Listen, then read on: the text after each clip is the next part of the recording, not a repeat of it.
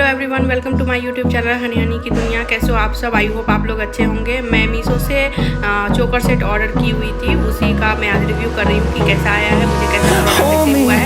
मैंने ओपन करके देख लिया था, मैं वॉइस फॉरवर्ड कर रही हूँ, मैंने देख लिया है, बहुत ही अच्छी आई है। आप लोग भी देखो, अगर आप लोग परचेस करना चाहें तो आराम से कर सकते हो। बहुत ही अच्छा है, ये बिल्कुल भी लो क्वालिटी नहीं दिख रहा है। 260 बहुत ही अच्छा है, आप लोग डेफिनेटली इसे परचेस कर सकते हो।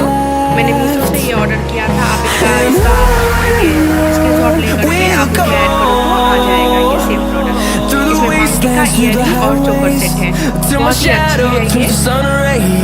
अगर आप लोग परचेस करना चाहें तो कर सकते हैं। अगर वीडियो अच्छी लगी हो तो please like share subscribe to my channel.